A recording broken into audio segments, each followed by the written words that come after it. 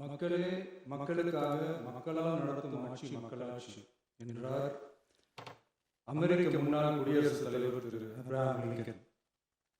இன்றைக்கு அமைந்துள்ள மக்களாட்சி மலர்வதற்கு மக்களிடம் உள்ள பெரும் எதிர்பார்ப்பு, அவர்களுடைய எதிர்பார்ப்புகளை இப்பேரவையின் கவனத்திற்கு கொண்டு வந்து அதனை செயல்படுத்துவதற்கான திட்டங்களை, சட்டங்களை அமல்படுத்த வேண்டிய பொறுப்பு இப்பேரவைக்கு உள்ளது.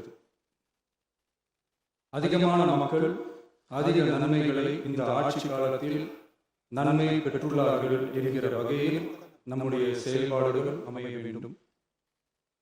இங்கே அனைவரும் சமம்.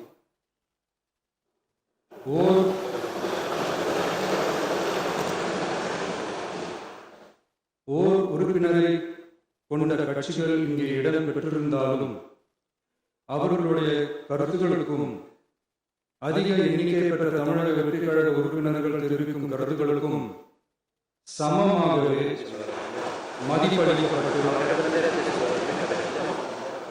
நல்லவை ஏற்கப்பட்டு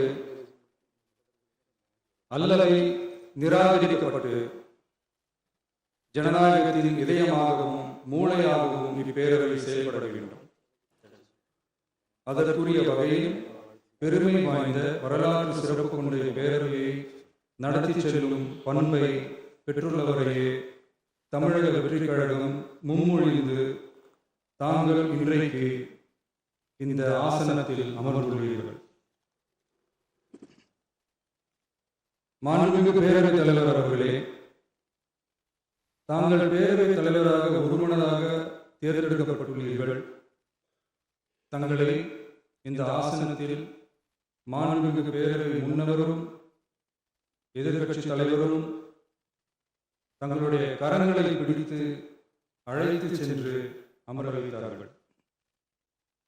இந்த சம்பிரதாயம் எப்படி வந்தது என்று சொன்னால் சுவாரஸ்யமாக இருக்கும். பெரிய வரலாறு சம்பவத்தில் உள்ளது. இங்கிலாந்து நாட்டில் உள்ள பாராளுமன்ற நடைமுறைகளை போன்றதே நம்முடைய பாராளுமன்ற நடைமுறைகளும். மன்னராட்சி இருந்த காலத்திலேயே அங்க பாராளுமன்றம் இயங்கியுள்ளது. அக்காலத்தில் அனைத்து அதிகாரங்களையும் பெற்ற மன்னரும் இருந்தார், பாராளுமன்றமும் இயங்கியது. அங்கே மன்னர் ஒரு பணியை செய்ய வேண்டும் என்று விரும்புவார், பாராளுமன்றம் அவருடைய விருப்பத்தை பெரும்பாலும் நிராகரிக்கும். மன்னர் விரும்பிய காரியத்தை பாராளுமன்றம் நிராகரித்து விட்டது என்கிற செய்தியை மன்னருக்கு சொல்ல வேண்டியவர் பாராளுமன்ற தலைவர், ஸ்பீக்கர் என்பார்கள். பாராளுமன்றத்தின் கருத்தை மன்னரிடம் சொல்ல வேண்டியவர் ஸ்பீக்கர். அதற்கு துணிவு வேண்டும். சில பணிகளை செய்வதற்கு தான் பாராளுமன்றத்தின் அனுமதி வேண்டுமே தவிர அந்த ராஜ்யத்தில் உள்ள எந்த பிரஜைக்கும் மரண தண்டனை விதிக்கும் அதிகாரம் மன்னருக்கு உண்டு. தான் விரும்பியதை பாராளுமன்றம் நிராகரித்து விட்டது என்று சொல்லும் ஸ்பீக்கருக்கு மரண தண்டனை விதிக்கும்படி ஆணையிடுவார். தலையை வெட்டி விடுங்கள் என்று ஆணையிடுவார்கள். இது பலமுறை நடந்ததால் யாருமே இந்த ஸ்பீக்கர் பதவிக்கு வர விரும்ப மாட்டார்கள். எனவே புதிதாக பாராளுமன்றம் அமையும் போது ஸ்பீக்கர் பதவிக்கு ஒருவர் அறிவிக்கப்பட்டவுடன் அவர் உடனே தலை தப்பித்தால் போதும் என்று ஓட்டு விடுவார்.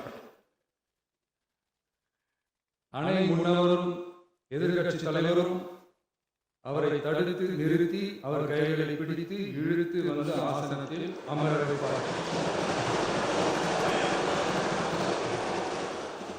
இதுதான் அந்த காலத்தில் இருந்து வந்த மரபு. ஜனநாயக முறை ஏற்பட்ட பிறகும் இம்மரபு தொடர்கிறது. நிச்சயமாக தமிழக வெற்றி கழக உறுப்பினர்கள் அனைவருமே உங்களுக்கு உதவிகரமாகவே இருப்பார்கள் என்கிற வாக்குறுதியை இந்நேரத்தில் அளிக்க விரும்புகிறேன். பேரவையின் மாண்பையும் கண்ணியத்தையும் பேரவை உறுப்பினர்களின் கண்ணியத்தையும் காக்க வேண்டிய பொறுப்பை உங்களிடத்தில் ஒப்படைத்திருக்கிறார்கள். தற்காலிக பேரவைத் தலைவர் பொறுப்பில் மிக சிறப்பாக பணியாற்றிய நம்முடைய உறுப்பினர் திரு மூவி கருப்பையா அவர்களை சந்திக்க நேற்றுக்கு சென்றிருந்தேன். அங்கே முந்தைய பேரவைத் தலைவர்கள் படங்களை கண்ணுற்ற போது, அவர்களை பற்றி அறிந்த போது உண்மையிலே எனக்கு பெருமிதம் தந்தது. ஏனென்றால் எடுத்துக்காட்டாக விளங்கும் திரு ஜே சிவ சண்முகம் பிள்ளை, டாக்டர் யு கிருஷ்ணராவ், திரு எஸ் செல்லப்பாண்டியன் அவர்களுடைய வரிசையில் மிக சரியான ஒருவரையே நாம் முன்மொழிந்துள்ளோம் என பெருமை அடைகிறேன். அதே போன்றுதான் நம்முடைய பேரவை துணைத் தலைவர் அவர்களும் நீங்கள் இருவருமே மிக சாதாரண குடும்பத்தில் பிறந்து மக்கள் பணியாற்ற வேண்டும் என்கிற அவாவில் செயல்பட்டு வந்தவர்கள். குணம் நாடி குற்றமும் நாடி அவற்றுள் மிகை நாடி மிக்க கொளல் எனும் வள்ளுவரின் வாய்மொழிக்கேற்ப சட்டமன்ற நடவடிக்கைகள் சீராக, செம்மையாக, அமைதியாக நடைபெறும் வகையிலும் சட்டமன்ற ஜனநாயக பண்புகள், நெறிமுறைகள் பேணி பாதுகாக்கப்படும் வகையிலும் இந்த அவைக்கு பேரவைத் தலைவரும் பேரவை துணைத் தலைவரும் பெருமை சேர்ப்பீர்கள் எனும் நம்பிக்கை எனக்கு உண்டு. அரசியலுக்கு அப்பாற்பட்டு மனிதர்களை மதிக்கும் நல்ல பண்புகள் நிலைநாட்டப்பட வேண்டும், தமிழ் பண்பாடு போற்றப்பட வேண்டும், அவையின் மரபும் மாட்சிமையும் மதிப்பும் காக்கப்பட வேண்டும் என்ற நல்லெண்ணத்தின் அடிப்படையில் அந்த பதவி ஏற்றுள்ள தங்கள் இருவராலும் காப்பாற்றப்படும் என்னும் நம்பிக்கையை மீண்டும் தெரிவித்து என் உரையை நிறைவு செய்கிறேன். நன்றி, வணக்கம். மாண்புமிகு பேரவை துணைத் தலைவர்கள் நன்றியுரையாற்றுவார்கள். ஹலோ. மாண்புமிகு பேரவைத் தலைவர் அவர்களே, வாழ்த்த வயதில்லை, ஆகையால் உங்களை வணங்குகின்றேன். வரலாற்று சிறப்புமிக்க இந்த பேரவையினுடைய முதல்வராக இங்கு வீற்றிருக்கக்கூடிய கழகத்தினுடைய தலைவர் அவர்களுக்கும், எதிர்க்கட்சி தலைவர் அவர்களுக்கும் மற்றும் அனைத்து சட்டமன்ற உறுப்பினர்களுக்கும், அமைச்சர் பெருமக்களுக்கும், அலுவலக நிர்வாகிகளுக்கும், தமிழக வெற்றி கழகத்திலிருந்து தேர்ந்தெடுக்கப்பட்ட ஒரு நபர் என்கின்ற முறையில் என்னுடைய வாக்குகளை நான் தெரிவித்துக் கொள்கின்றேன். முன்னரே நிறைய நபர்கள் இங்கே பேசியிருக்கிறார்கள். கண்ணியமாக நடத்தப்பட வேண்டும் என்று. கடந்த காலங்களைப் போல் இது இருக்காது. தமிழக சட்டமன்றத்தினுடைய மரபுகள் பேணி காக்கப்படும். அதே சமயத்தில் எங்கள் எல்லைகளை கடக்காமல் நீங்களும் எங்களுக்கு பேரவையை அமைதியாக நடத்தி செல்ல நீங்களும் உதவி செய்ய வேண்டும் என்பதை நான் தெரிவித்துக் கொண்டு, பேரவையில் வீற்றிருக்கக்கூடிய அனைத்து பெருமக்களுக்கும், பேரவை பெருமக்களுக்கும் நன்றி கூறி விடைபெறுகிறேன். வணக்கம்.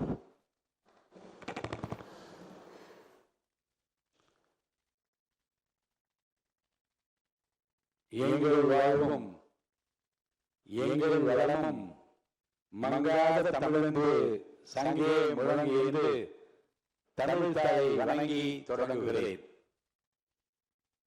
மக்கள் நெஞ்சங்களில் நீக்கமர நிறைந்திருக்கிற போற்றுதலுக்குரிய இந்திய திருநாடே வியப்பால் விழிகளை உயர்த்தி தமிழ்நாட்டிலே இப்படி ஒரு முதலமைச்சரா என்று விழிகளை திறந்து போற்றி பாராட்டுகிற மாண்புமிகு தமிழ்நாடு முதலமைச்சர் அவர்களுக்கும், மாண்புமிகு அமைச்சர் பெருமக்களுக்கும், உடன் பொறுப்பேற்றிருக்கும் மாண்புமிகு பேரவை துணைத் தலைவர் மாண்புமிகு திரு மு. ரவிசங்கர் அவர்களுக்கும், மாண்புமிகு எதிர்கட்சி தலைவர் அவர்களுக்கும், வாழ்த்துறை வழங்கிய அனைத்து சட்டமன்ற கட்சி தலைவர்களுக்கும், மாண்புமிகு பேரவை உறுப்பினர்களுக்கும், பத்திரிகையாளர்கள் மற்றும் ஊடக நண்பர்களுக்கும் என்னுடைய பணிவான வணக்கங்களை முதலில் தெரிவித்துக் கொள்கிறேன். பூர்வீக இடத்தை திருச்சி மாவட்டமாகவும், பிறந்த இடத்தையும் பெண்குட இடத்தையும் திண்டுக்கல் மாவட்டமாகவும், வளர்ந்து ஆளாகிய இடத்தை திருவள்ளூர் மாவட்டத்தை சார்ந்த அம்பத்தூராகவும் கொண்ட எனக்கு 1000 விளக்கு தொகுதியில் போட்டியிட வாய்ப்பளித்து 15,141 வாக்குகள் வித்தியாசத்தில் வெற்றியடைய செய்த மாண்புமிகு முதல்வர் அவர்களுக்கும், என்னுடைய 1000 விளக்கு தொகுதி மக்களுக்கும் என்னுடைய நெஞ்சார்ந்த நன்றியை மலர்களை காணிக்கையாக்குகிறேன். 1980ஆம் ஆண்டு சட்டமன்ற உறுப்பினராக பொறுப்பேற்ற நான் முதல் நாள் இந்த வளாகத்திற்கு வந்தபோது என் தகப்பனார் ஜான் சாமுவேல் அவர்களும் தாயார் கமலம் சாமுவேல் அவர்களும் என் மூத்த அண்ணன் கிருபாகரன் அவர்களும் மூத்த அண்ணன் ஆரோக்கியராஜ் அவர்களும் இங்கே அமைந்துள்ள செயின்ட் மேரி சர்ச்சுக்கு அழைத்து சென்றார்கள். ஜெபம் செய்த பின்னர் என் பெற்றோர் சிறிய வயதில் பெரிய பொறுப்புகள் கிடைத்திருக்கிறது, நல்ல பெயர் வாங்க வேண்டும், நம் வீட்டு வாசலில் நின்று நம்ம யாரும் கேள்வி கேட்கக்கூடாது, நீ பெரியவர்களை மதிக்க வேண்டும், தவறான வருவாய் எந்த காலத்துக்கும் வீட்டுக்குள் வரக்கூடாது, யாருடைய சாபத்திற்கும் ஆளாக கூடாது என்று அறிவுரை கூறி நெற்றியில் சிறுவை அடையாளமிட்டு முதல் நாள் சட்டமன்ற கூட்டத்திற்கு ஒரு எல்கேஜி பிள்ளையை பள்ளிக்கு அனுப்பி வைப்பது போல அனுப்பி வைத்த நாட்களை நான் நினைத்துக் கொண்டுதான் வளாகத்திற்குள்ளே வந்தேன். 38 ஆண்டுகளாக ஒரு கண்ணின் இவை போல என்னை காத்து இந்த உயர்வான இடத்திற்கு நான் வர வேண்டும் என்று விரும்பிய என் துணைவியார் கிரேஸ் ஜெயந்தி அவர்களை நன்றியோடு நினைக்கிறேன். பொது வாழ்வில் என்னை வளர்த்து உருவாக்கி ஆளாக்கிய பெருமை புரட்சி தலைவர் எம்ஜிஆர் அவர்களுக்கு தான் உண்டு. இதே சட்டமன்ற வளாகத்தில் 84ஆம் ஆண்டு புகாரே இல்லாத சட்டமன்ற உறுப்பினராக உங்களை பார்க்கிறேன். யாரை கேட்டாலும் கண்ணியமானவர், நல்லவர் என்று சொல்கிறார்கள். இந்த நற்பெயரை எப்படி எடுக்க முடிந்தது என்று புரட்சி தலைவர் என்னிடம் கேட்டார். சிறிய வயதில் என்னை சட்டமன்ற உறுப்பினராக ஆக்கினீர்கள், உங்களுக்கு கெட்ட பெயர் வரக்கூடாது என்று கவனமாக நடக்கிறேன் என்று பதில் சொன்னேன். மிகவும் பாராட்டிக் கொண்டுள்ள சட்டமன்ற பேரவையில் என்னை அனுப்பி வைத்தார். 78ஆம் ஆண்டு அம்பத்தூர் நகரிய கவுன்சிலர், 80ஆம் ஆண்டு சட்டமன்ற உறுப்பினர், 84ஆம் ஆண்டு ஒருங்கிணைந்த 17 தொகுதிகளை உள்ளடக்கிய செங்கல்பட்டு மாவட்டத்திற்கு மாவட்ட செயலாளர், 85ஆம் ஆண்டு முதல் அவர் மறைவரை அனைத்து இந்திய அண்ணா திராவிட முன்னேற்ற கழக எம்ஜிஆர் இளைஞரணி செயலாளர் பொறுப்பில் அமர்த்தினார். அவர்தான் எனக்கு வாத்தியார். மனிதநேயம் உட்பட பல ஆளுமை பண்புகளை அவருடன் நான் கற்றுக்கொண்டேன். எனக்கு ஒரு மகள் இருந்திருந்தால் நான் பிரபாகருக்கு தான் கொடுத்து வைப்பேன் என்று தமிழ்நாட்டில் முதல் முறையாகவும் கடைசி முறையாகவும் என்னை ஒரு வீட்டு பிள்ளை போல வளர்த்து உருவாக்கிய ஆளாக்கிய புரட்சி தலைவர் எம்ஜிஆரின் நினைவுகளை இந்த நேரத்தில் நான் சுமக்கிறேன். அவர் மறைவுக்கு பிறகு மறைந்த ஒரு புரட்சி தலைவர் அம்மாவின் அன்பையும் நம்பிக்கையை பெற்று அவரோடு பலமுறை நான் பயணித்திருக்கிறேன். பல முக்கிய முடிவுகள் எடுக்கின்ற அந்த கொள்கை முடிவு கூட்டங்களில் பங்கு பெற்றிருக்கிறேன். மக்கள் தலைவர் மூப்பனார் அவர்களோடு பொதுவாழ்வு பயணம் தொடர்ந்தது. காங்கிரஸ் வேலைக்கு மாபெரும் தலைவரான அவர் தனி இயக்கம் கண்டபோது அவரின் அரசியல் தனி செயலாளராக பணியாற்றினேன். எனக்கு கிடைத்திருக்கிற மிகப்பெரிய சொத்து ஏசி பிரபாகர் என்று பொதுமேடையில் அவரை பாராட்டி பேசினார். மீண்டும் புரட்சி தலைவர் அம்மாவுடைய தலைமையில் திராவிட முன்னேற்ற அனைத்து இந்திய அண்ணா திராவிட முன்னேற்ற கழகத்தின் முதுபெரும் தலைவர் அவருடைய தேர்தல் நேரத்திலே 2011ஆம் ஆண்டு வில்லிவாக்கம் தொகுதியில்